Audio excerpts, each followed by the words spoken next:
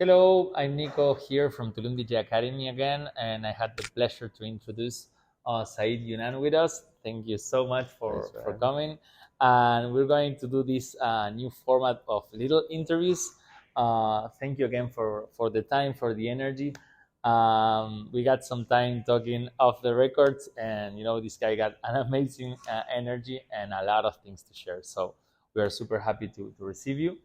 And I would love to hear, first, what were your first approach to music, in your life, how music came to you. I don't know if you know, but so I was born in Baghdad, Iraq. So I was from the Middle East. I was always into music as a little kid. We didn't really have much because we were pretty much, a country in a war between Iraq and Iran. And then the music was the only thing that we had, just tuning into the radio and listening to. But when I came to the United States, I discovered DJing through hip hop. So, I was in high school in the 80s. That's when hip hop was becoming big in the US. Oh, You had Run DMC, like Houdini and all that. And obviously, they all had the DJs in the background. So I started out with turntables, wow. just scratching, playing hip hop. And that was like my kind of pretty much dive into turntablism, DJing, buying vinyl records, and started doing high school dances. My high school prom, I Wow. DJ'd my prom, and that's how I got into it. And that's how the love for DJing became about. Wow, that's crazy, Yeah. And tell me, how do you feel when you're performing, when you're in front of a crowd and you're expressing yourself, through music? That it's a different way, to express yourself, different, going beyond the words. And tell me, how do you feel with this also engagement with the crowd when you're playing? Yeah, the engagement is beautiful because you get a little bit of both worlds. So, as we were talking about earlier, you have the small clubs and you have the big venues, the big festivals, and it's two different atmospheres. So you can't really compare. It's like apples or oranges. When you're in a small club, the people are right in front of you. So, for example, is your booth here, and you've got the crowd right there. The energy is in your face. Everybody's like, oh, like they're watching everything you're doing. You've got a lot of kids who are just like paying attention to what you're doing on the mixer compared to what you're doing on the CDJ or turntables, whatever you're using. So you have that relationship, eye to eye, body to body. In a festival, the crowd is a little further from you.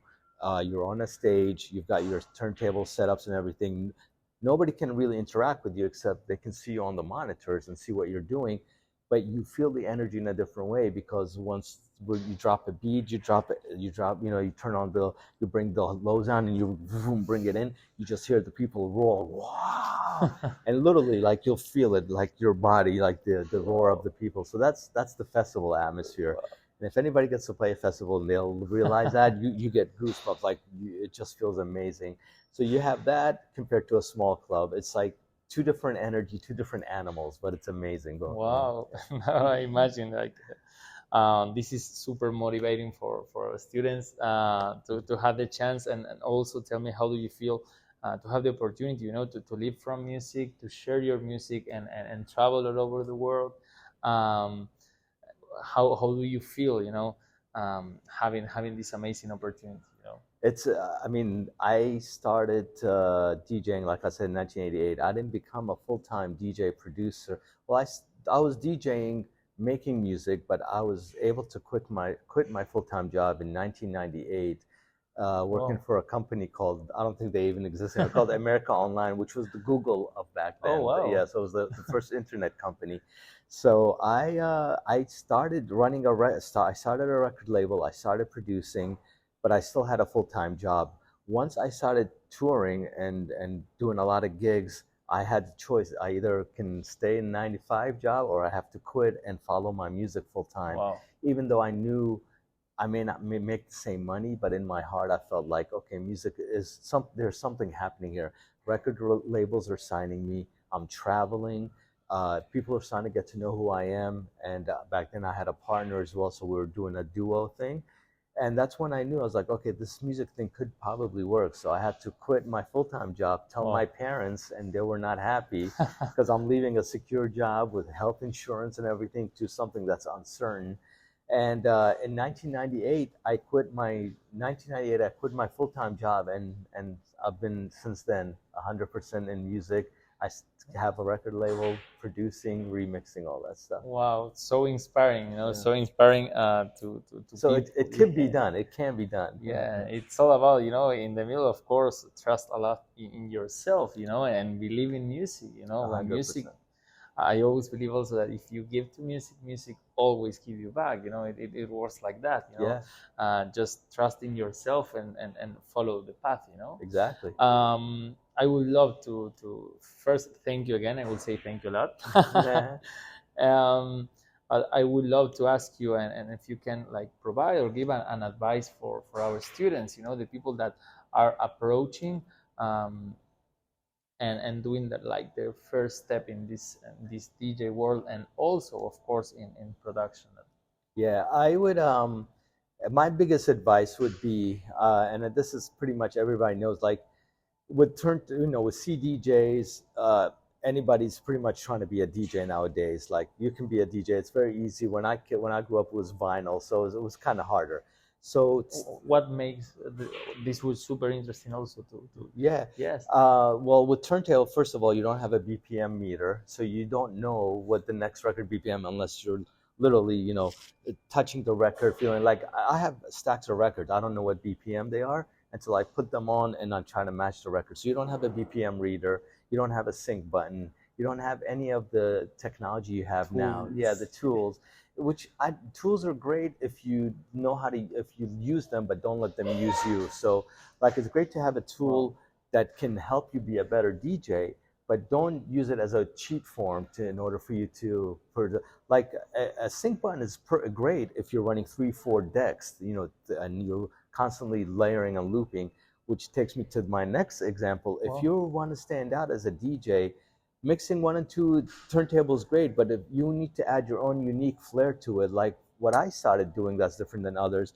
every gig I would have is a third CDJ, a designated CDJ for one USB. That's just for the CDJ, and that's going to be all acapellas, all vocals, all samples, exactly. Nice. And with that CDJ, I run it through a delay pedal, so that way my if samples are very dry, I can add stuff to it, Nice. and I leave the effects for the 900 for the reverb and everything for these 2 turntables. So you're running simultaneous one effect on the third CDJ while you have the mixer effect on deck 1 or 2 for the music. With the V10 now, you don't even need that anymore because you can Yes, do all you the can sound. control everything. Yeah, you can control. So, but my going back to your answer to your question, my answer is like try to be different than the other DJ by doing something, adding something to your set, remixing on the fly, adding layering, adding acapellas, adding sound effects, adding all kind of stuff. Just to it's almost like you're remixing in real life, music, and that by me doing that actually it made me a better producer because when I'm DJing like this, I get ideas. Oh wait, this acapella worked with these 2 records while I'm looping these 2 CDJs and I'm putting an acapella on that one. That sparks an idea. I can do this in the studio and or something similar to it. Yes. So most of my creative ideas as a producer came out from me DJing by layering stuff and what I'll do, I take out my cell phone. I'll be like, okay, take pictures. Like I have to remember this. This is crazy because we talk with people and how they say like produce your music thinking in yourself playing, but this is our first time like listen to this, like the opposite, Yeah. way, it's amazing. Yeah, I mean, like I told you earlier, I'm a DJ first. I became a producer in order to get more gigs. Uh, when I started out, you didn't have to produce to get gigs because being a DJ is one profession, being a producer was another profession. Now you have to be a good producer to get the DJ profession. Yes. So I got into producing because I wanted to get more gigs. So, and when I was DJing, that's how I found out how I want to produce because I'm like, oh, man, if I can do this live, I want to do it in the studio and make a record out of it. And that's how I presented my art form. Thank you so much again, Saeed. We would love to know how do you feel, with the contribution that you're giving to us. That we're building a community, and how important, as you said, it's to you to learn that the music it's the main character here, our story as a DJs, and of course, like this is an art, and how we connect with this art, For sure, for sure. Yeah, I mean, I think what you guys are doing is amazing. You know, you're bringing DJs and the art of DJing to the forefront, and there's a lot of history behind this art form of DJing and the music, and for people to express themselves with 2 decks, 3 decks, and a mixer, because it really is a way that opens up not just for you personally as an artist, but you're putting smiles on people's faces, and that just feels great when you see people dancing and they're appreciating what you're doing.